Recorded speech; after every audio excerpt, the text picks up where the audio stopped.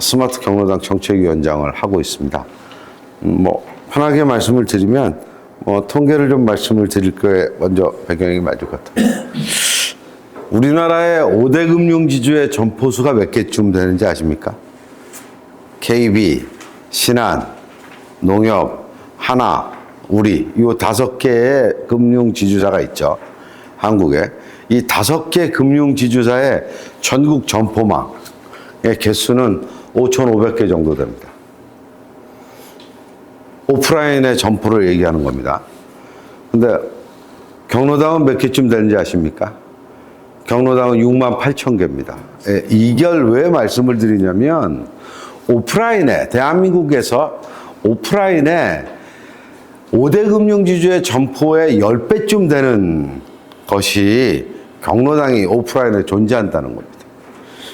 이게 그럼 경로당이 늘 것이냐 줄 것이냐, 커질 것이냐 작아질 것이냐, 이걸 갖고 말씀을 드리면 이렇게 됩니다. 우리나라 법상 149가구 이상을 만들면 경로당을 하나씩 지어야 됩니다. 우리나라 주택법이 그렇습니다. 그래서 경로당은 점점 더 이 통계 배경을 또 하나 말씀드릴게요. 우리나라에 지금 아파트가 주택의 보급률 중에 몇 프로쯤 되는지 아십니까? 64% 정도 됩니다. 이제 아파트에 산다는 거죠, 대부분. 그러면은 아파트에 가시면은 경로당이 꼭 있다 이렇게 생각하셔야 됩니다. 이 개수는 앞으로도 이런 개수의 오프라인의 어떤 플레이스, 공간을 만들 수 있느냐? 불가능합니다. 경로당 말고는 불가능합니다. 이제 이것이 현재 경로당의 현실입니다. 그럼 왜 자꾸 너 경로당을 얘기하냐? 1969년도 노인에 관한 법률에 따르면 경로당은 대한노인회가 설치, 운영, 관리를 한다라고 되어 있습니다. 그러니까 경로당은 그냥 대한노인회 겁니다. 이걸 인지를 하고 계셔야 돼요. 그리고 68,800개라는 개수는 늘어납니다. 왜? 아파트가 밀집 공간에 쭉쭉 세워지기 때문에 더 늘어날 수밖에 없고요. 그 다음에 더 현대화됩니다. 새로 짓거나 리모델링을 하거나 하기 때문에 현대화된다는 겁니다. 아파트라는 것이. 그러면은 경로당도 대형화되고 현대화된다라고 보시는 것은 그냥 99% 현재 현실이라는 겁니다. 그래서 68,800개도 전년도에 비해서 저희가 300개 정도 늘은 겁니다.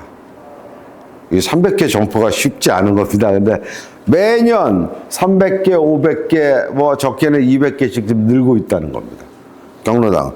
그리고 규모는 더 커지고 있고요. 자, 그럼 경로당은 몇 세에서 올까요? 65세 리타이어하고 저희가 평균적인 것을 통계로 말씀드릴게요. 60세에 리타이어라고 65세까지 갈등합니다. 다른 일을 해볼까? 찾아볼까? 사업을 해볼까? 이렇게 고민을 합니다. 평균. 65세가 넘어가면 복지관 나가야지. 그래서 이제 지자체에 있는 복지관을 갑니다. 이 지자체에 있는 복지관이라는 것은 지자체가 관리하는데 지자체가 그걸 위탁 운영을 합니다. 종교재단이나 종교회. 그래서 대부분 한 40% 정도는 대한민국의 불교나 개신교나 가톨릭이 위탁 운영을 받고 있습니다. 그것이 복지관입니다. 근데 복지관에서 한 65, 6세 되신 분들이 막 하다가 70, 1, 2세, 2, 3세가 되면은 나 여기서 나이가 많구나. 스스로 이제 경로당으로 넘어갑니다. 그래서 평균 경로당에 오시는 분의 연령은 75세 정도 됩니다. 그래서 재밌는 통계 하나 또 말씀드릴게요. 제가 통계로 오늘 말씀을. 우리나라에 90세, 우리가 지금 10월부로 1,000만 명이 넘었습니다. 65세 이상이. 그래서 초고령 사회가 된 겁니다. 초고령화 사회가 아니라 초고령 사회가 된 겁니다. 그러면 90세 이상은 연령이 90세 이상. 앞에 9자를 그리는 분은 몇 명이나 될까요? 1,000만 명 중에.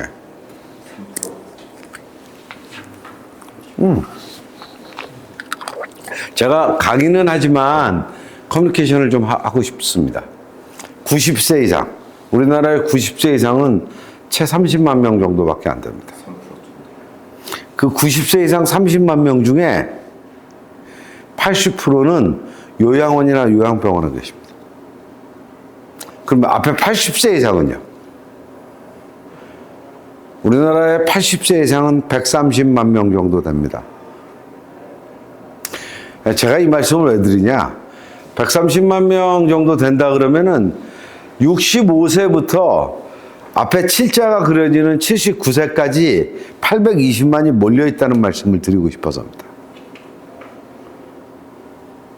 820만, 어마어마한 숫자입니다. 820만. 지금 아이들이 28만 명, 9만 명 태어납니다. 많이 태어나왔죠. 24만 명, 25만 명, 올해는 한 25만 명, 작년에 24만 명. 그러면 이게 20년 동안 태어나는 인구를 다 합쳐도 800만이 안 되는, 800만 정도에 왔다 갔다 하는 겁니다.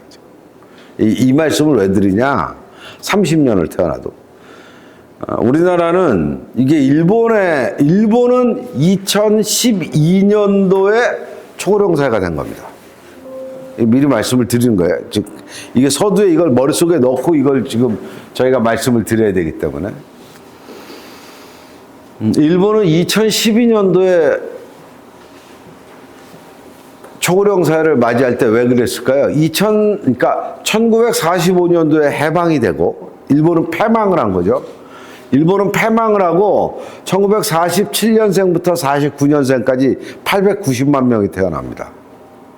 원래 전쟁 끝나면 엄청나게 태어나게 되어 있습니다. 우리나라도 1952년도에 전쟁이 끝나고 1955년생부터 63년생까지 1차 베이비붐 세대라고 기억을 하실 겁니다. 그때 평균 105만이 태어납니다.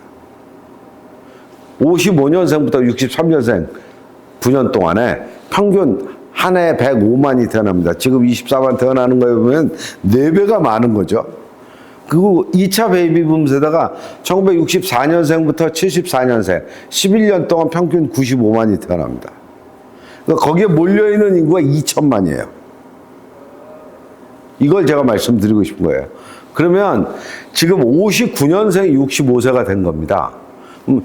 지금 59년생이 65세가 됐으면 앞으로 74년생까지 15년간 평균 그냥 자연 감소율이라고 저희는 하는데 사망 다 빼면 평균 한 90만 명 이상이 매년 시니어로 넘어오는 시대에 살고 있는 겁니다, 여러분들은. 이걸 자꾸 말씀을 드리는 것은 그래? 그럼 앞으로 평균 90만이 막 넘어오겠네?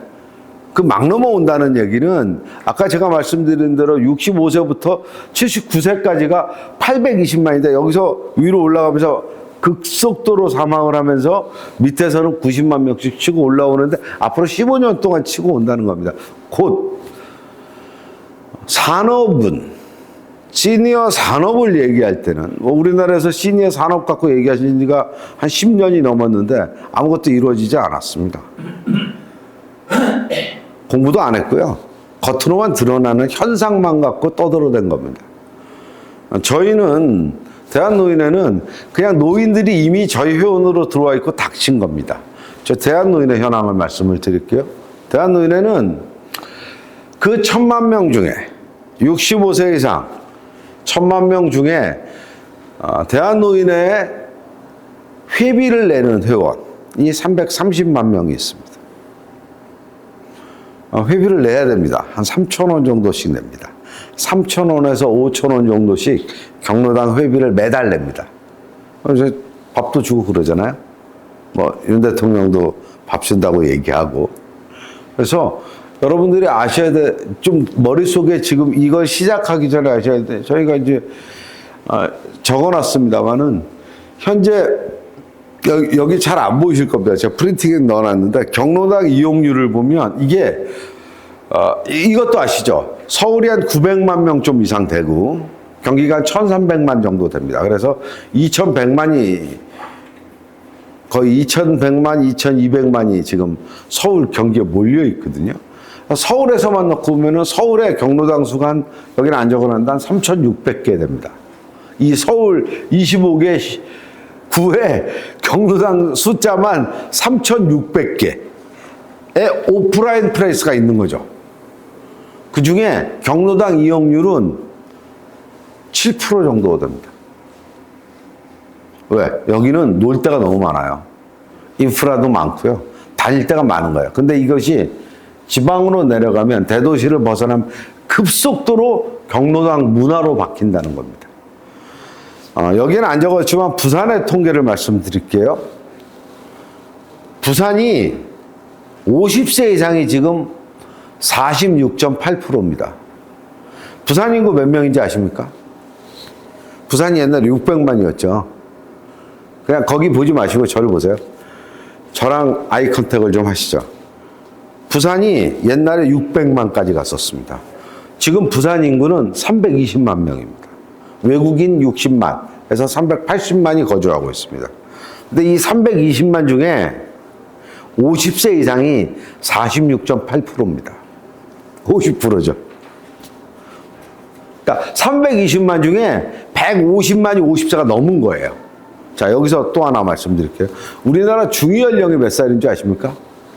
우리나라 중위연령 0세부터 이렇게 차이가 있잖아요. 딱 이 중간 연령이 44.8세입니다. 굉장히 이제, 그럼 이게 개선될 거냐? 불가능합니다. 여기 계신 분 세대가 돌아가시기 전까지는 미안하지만 뭐 돌아가셔도 이건 불가능한 겁니다. 자, 더 크게 한번 말씀을 드릴게요. 40년 전에 지구의 인구는 40억 정도 됐는데 지금 80억이 됐습니다. 죽음이 멈춘 거죠. 그리고 4, 5년 전부터 죽음이 시작됐습니다. 왜? 한계에 부딪혀서. 그래서 쭉쭉쭉쭉 지금 죽어가고 있습니다. 자, 이것은 인구학적인 면에서나 뭐 여러 가지 통계로 말씀을 드리지만 이것은 그냥 머릿속에 담아놓고, 아, 이게 죽음이 멈췄구나. 나이가 지금 많은 사람들이 살고 있구나. 한국은 특히나 올해부터 초고령 사회가 돼버렸구나. 그럼 그들이 몰려있는 데는 칠자를 그리는 복지관과 이제 밀려서 올라가는 경로당이구나. 이들을 상대로 뭔가 사업을 하거나 상대를 해서 뭔가 비즈니스를 해야만이 숫자가 좀 맞겠구나.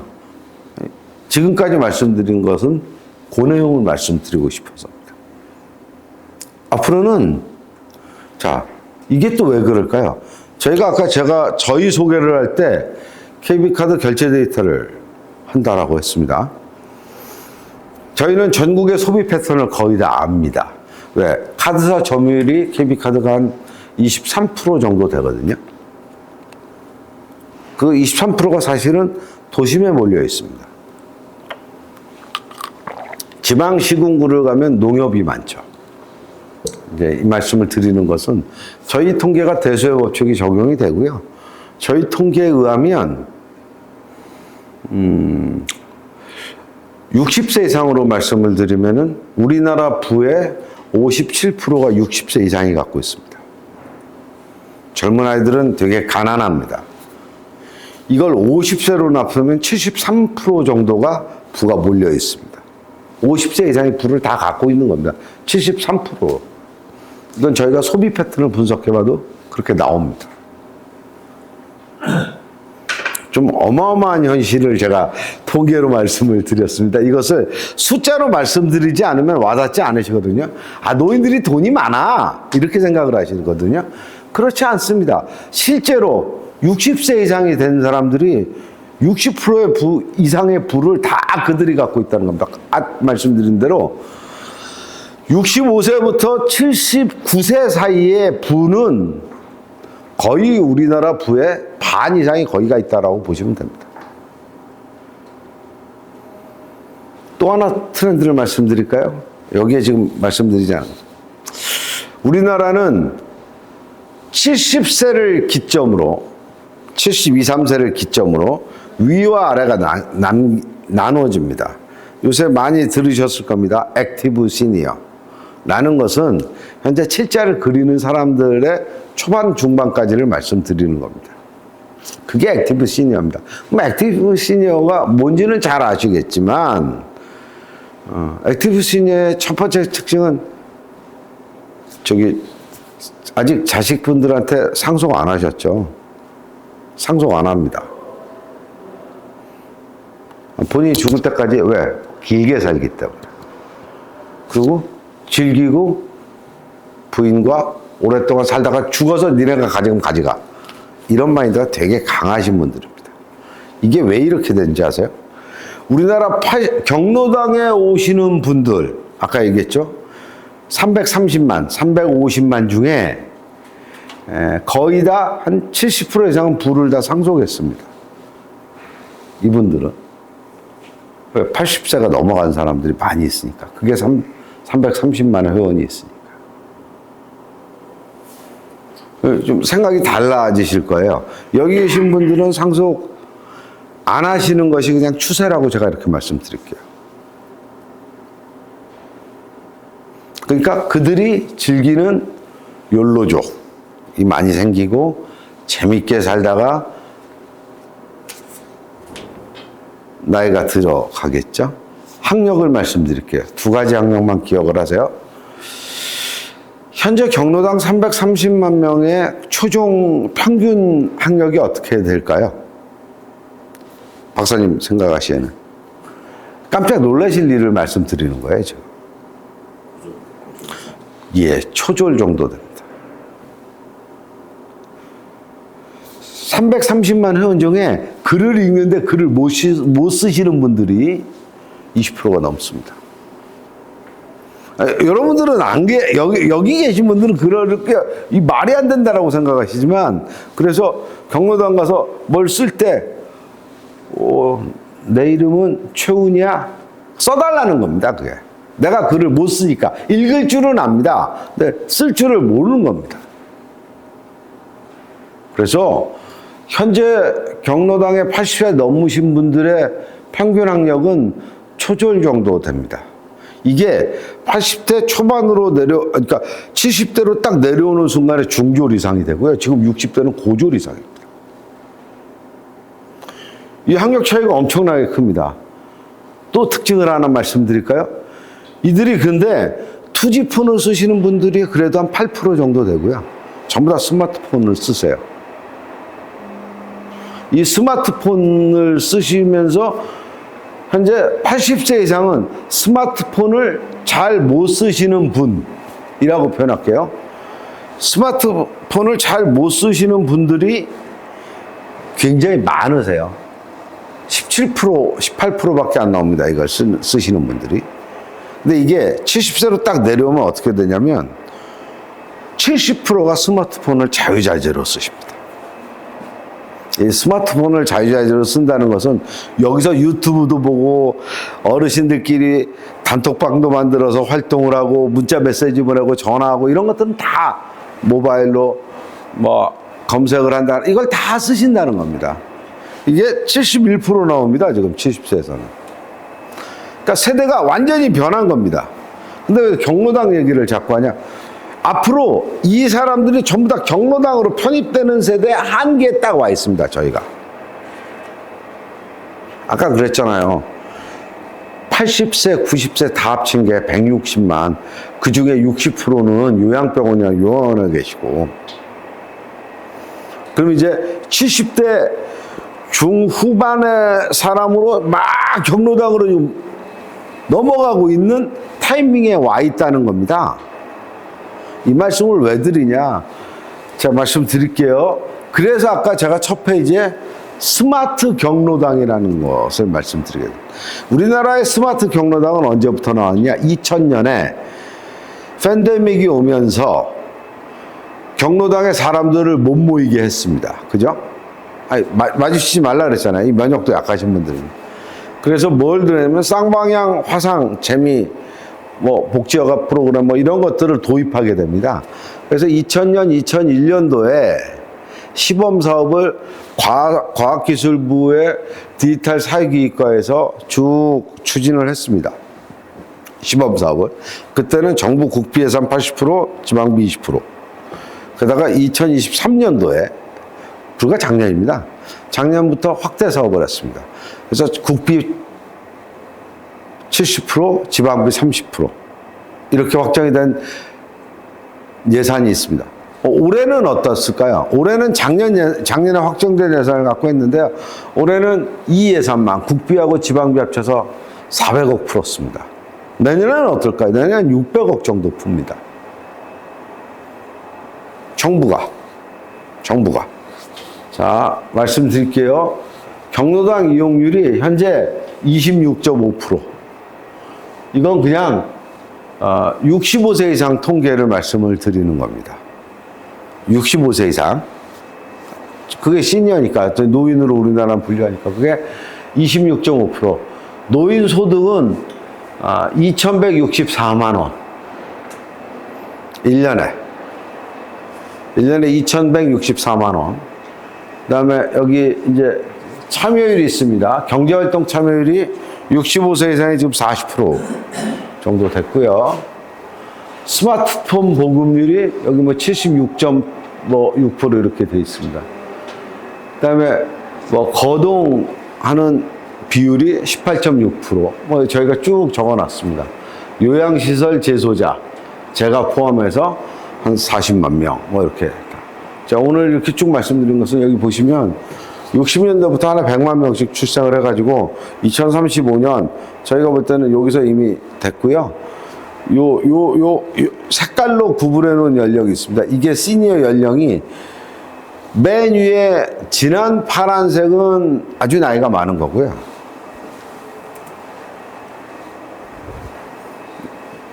그 밑에 이제 시니어로 편입되는 이 색깔, 두 번째 색깔에서는 이게 64세부터 74세가 이렇게 는다라는 것을 보여준 거고요. 그래서 여기에는 좀 담긴 것들이 많이 있는데 한번 보시고요. 자, 그래서 저희가 지금 여기 밑에 걸로 할게요. 공공경로당. 우리는 전혀 다른 시니어. 모바일에 익숙하고 학력도 고학력인 분들이 넘어오는 것을 준비를 해야 된다. 그럼 경로당이 뭐 하는 데일까요? 여기 보시면은 단체로 뭐를 해요. 그 다음에 함께 친목을 해요. 그 다음에 75세 이상의 사람들이 와요. 뭐 이런 것들을 하고 있고요. 저희 민간이라고 저희가 해놓은 것은요. 저희가 사실 이걸 가져가기 위한 밸런이 요겁니다. 지금 이런 거죠. 여기 이제 의사분들이 있으니까 제가 의료 쪽에서 말씀을 하나 드릴게요. 저희가 카드 결제 데이터를 보면 노인들이 쓰는 용돈, 의식주를 뺀 용돈 중에 73%가 의료비로 나갑니다. 의료비로 나갑니다. 다 의료비로 나가요. 뭐 고혈압 약을 사 먹던, 진료를 받던, 측정을 하던. 그래서 저희는 민간 시니어 센터라는 게 만들어질 겁니다. 이미 국토부랑 얘기를 했고 LH공사와 SH공사가 내년부터 할 겁니다. 이것은 뭐냐면 아파트 시설 안에 경로당을 가지 않는 65세 사람들이 건강관리를 하거나 건강 측정을 하거나 거기에 맞는 운동을 할 수 있는 것이 이제 시니어 센터라고 저희는 민간 시니어 센터라고 표현을 하는 거고요. 경로당은 아까 말씀드린 대로 그 예산이 뭐가 들어가면 디바이스 같은 게 하나 들어가서 스마트 경로당화 된다는 게 거기서 혈압 측정도 아침에만 할 수 있고 여가복지 프로그램도 한 80인치 TV에서 같이 따라하는 거 하고 있고 이런 것들을 하는 것들을 우리는 스마트 경로당이라고 보는 겁니다. 그래서 현재 스마트 경로당은 저희 써놨지만은 아까 말씀드린 대로 현재 68,008개 중에서 2년 시범 사업하고 1년 확대 사업이 시행돼서 현재 예산은 2024년 지자체 예산은 263억. 이게 뭐냐면 263억이 70%이기 때문에 400억이라고 저희는 말씀을 드리는 거예요. 이해하시겠죠? 국비 263억을 지자체에 지원했다 이 얘기고요. 그다음에 그러면은 노인들은 경로당에서 뭐에 관심이 많냐? 1번 건강의료 밑에 있죠. 우측 밑에 이것은 저희 주주사가 리얼미터인데 리얼미터에서 저희가 두 번에 걸쳐 가지고 설문조사를 다 한 겁니다. 그래서 여가 취미 세 번째 일자리 뭐 여기까지입니다. 왜 밑에를 안 하요. 요거 다 합쳐봤자 15%가 안 되고 요게 85% 정도 차지하고 있거든요. 그래서 지금 제일 어르신들이 관심 있는 것은 건강, 의료, 여가, 취미, 운동, 일자리 뭐 이런 데 관심이 많다라는 것을 보여드리고 있는 겁니다. 그래서 이제 저희는 저희 대한노인의 경로당 스마트 경로당 모델을 지금 제목으로 달았는데 그 아래 5가지를 하고 싶은 겁니다. 경로당이 서울은 이렇게 갈 수 있죠. 내가 병원 가는데 3, 40분, 기다리면서 진료받는데 3, 40분, 집에 돌아오는데 30분, 2시간이면 됩니다. 아주 좋은 환경에서. 근데 이게 경기만 가도 안 되고요. 경기를 딱 넘어서는 순간에는 하루 종일 걸린다고 보시는 거죠. 그래서 저희는 경로당에서 평균 75세가 넘는데 비대면 진료를 했으면 좋겠다라고 생각을 하고요. 두 번째는 아까 말씀드린 대로 경로당의 스마트 경로당에 대해서 혈압, 혈당, 체온, 체중들을 측정을 해가지고 여기 기본적인 PHR, 그 퍼스널 헬스 데이터를 관리하는 거, 이런 것들. 그 다음에, 이런 얘기가 신문에 많이 나옵니다. 경로당은 치매의 소굴이다. 이렇게 얘기를 많이 하시는데, 사실 그렇습니다.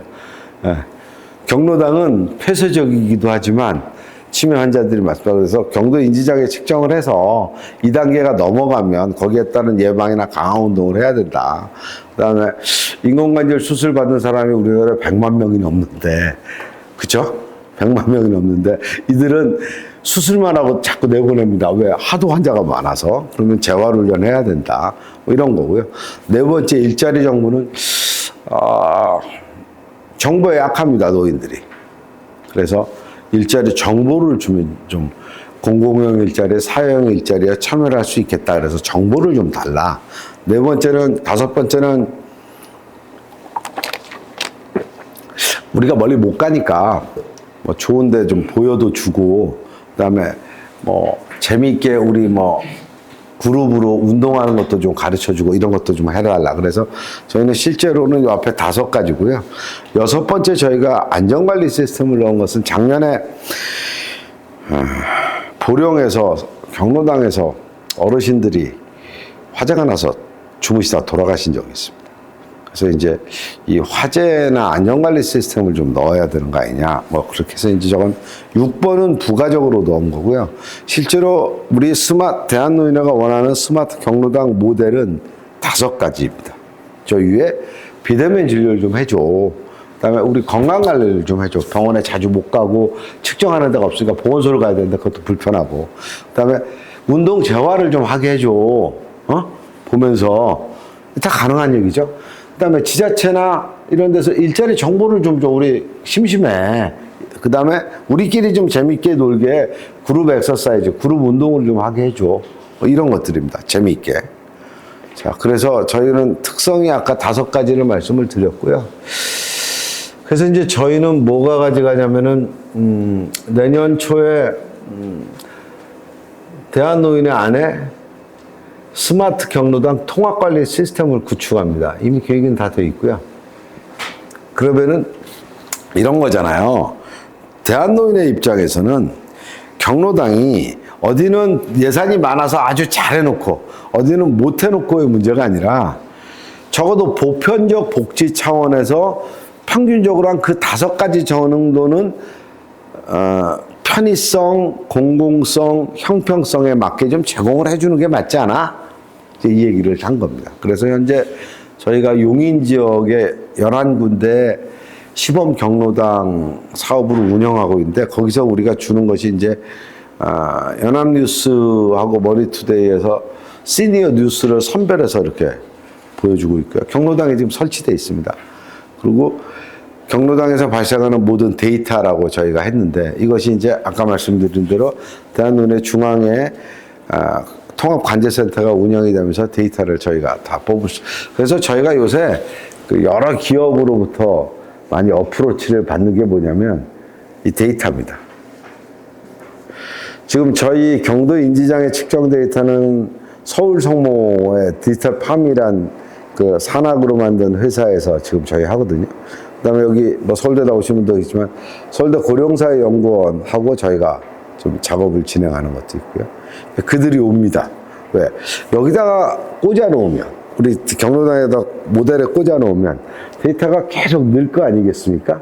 그것도 아주 정제되고 타겟으로 정확한 데이터들이, 이 데이터를 같이 스위칭을 하자, 컨버전을 하자, 뭐 이런 얘기들이 있는 겁니다. 그래서 저희는 대한노인회가 이 모델을 만들고 나서게 된 것은 공공성, 형평성, 개방성, 보편성을 기조로 고도화를 여기에 써놨습니다. 저희가 지속적인 고도화. 이게 무슨 얘기냐면, 저희가 이 모델을 작년에 던졌습니다. 이 세상에다가. 이 전에 2, 3년 동안 지자체가 스마트 경로당을 했잖아요. 그러니까 거기서 무슨 일이 벌어지냐. 5천만 원짜리 스마트 팜을 딱 갖다 놓습니다. 한 달 지나니까 노인들이 뭐라 그러냐면, 야, 우리 풀만 먹고 사냐? 맨날 상추나 하고 깻잎, 그런 거나, 스마트 팜이 그 내부 농장 같은 거지 않습니까? 이거 가져가. 그 다음에 AI 인형 줍니다. 심심하시니까 놓으시라고. 그럼 인형이랑 얘기를 합니다. 이걸 2차적으로 제주도에 도입하니까 제주도는 그걸 비닐도 뜯지 않은 AI 인형이 그냥 쌓여져 있습니다. 이게 무슨 얘기냐. 평균 이게 경로당당 정부에서 이것을 시범사업과 확대사업 1년을 해본 결과 평균 경로당 하나당 2,700만 원 정도 투자를 했거든요. 정부가. 2,700만 원. 근데 2,700만 원이 허상인 겁니다. 뭐 한 게 없어요. 그리고 3년이 지나니까 공무원도 인사발령 나고 아무것도 없으니까 스탑돼 있거나 업데이트가 안 되는 경우가 너무 많은 거죠. 그래서 저희가 아까 서대 제일 먼저 했습니다. 1969년도 이후에 대한민국 경로당을 운영 관리하는 데가 우리이기 때문에 우리 대한노인회에서 이것을 앞장서서 지속적인 고도화를 이루어져야 된다라는 것이 이 문구 하나가 저한테는 굉장히 중요한 68,000개가 공공성과 형평성과 개방성과 보편성을 기조로 지속적인 고도화를 진행해야 된다. 이것이 저희의 모토입니다. 그래서 가장 필요한 아까 서두에 말씀드린 5가지 비대면 진료했으면 좋겠고 건강 측정했으면 좋겠고 건강 관리했으면 좋겠고 일자리 정보 줬으면 좋겠고 재미있게 운영만 해줘. 더 이상 바라지 않을게. 이것이 저희가 생각하는 스마트 경로당 모델의 차별성입니다. 뭐 이제 거의 끝났는데요. 한 말씀만 더 드리면 이제 앞쪽으로 가서 통계입니다. 이게 많이 보이는 겁니다, 지금. 저희가 볼 때는 앞으로 15년 동안 80만 이상이 계속 시니어로 편입되고 있는 이 어쩔 수 없는 시대에 산업은 커질 것이고 좀 더 정밀하게 이들을 터치해 주기를 바란다는 거죠. 저희 쪽에 지금 오늘 여기 계신 분들 뭐 요양원도 계시고 뭐 여러 그 산업 자체가 다른 분들 또 시니어를 상대로 뭐 여러 가지 검진이라든지 측정이라든지 이런 것들을 하시는 분들이 있을 줄로 압니다. 뭐 저희 열려 있으니까 저한테 이렇게 사적인 오늘 인연도 있으니까 전화 주십시오. 저희가 정보를 드리고 자료를 드리고 할 겁니다. 저는 지난달부터 시작을 해서 이런 얘기들을 원격진료 학회에 가서도 얘기를 했고 그다음에 삼성문화재단이 진행하는 중견 언론인 모임의 시니어 테마로 해서 이것도 했고 여러 가지 얘기를 똑같은 얘기들을 계속 하고 다닙니다. 왜? 웨이크업 시키고 싶고요. 산업은 여기에 있고요. 아까 그랬잖아요. 인원이 80만 명씩 늘고 돈도 있어요. 이 사람들이. 이들의 관심은 더욱더 돈을 많이 벌고 잘 살자는 게 목적이 아니에요. 지금의 행복하고 편안한 생활을 계속 오랫동안 즐기고 싶은 거예요. 더 건강해지고 좀 더 노화를 좀 느리게 가져가고 싶고 또 치매 안 걸리고 싶고 뭐 이런 것들입니다. 이것이 현재 경로당에 있는 어르신들의 변화다. 결론적으로 뭐 시간이 이제 뭐 40분 얘기하기로 해도 좀 지났는데 이겁니다. 시장이 있습니다.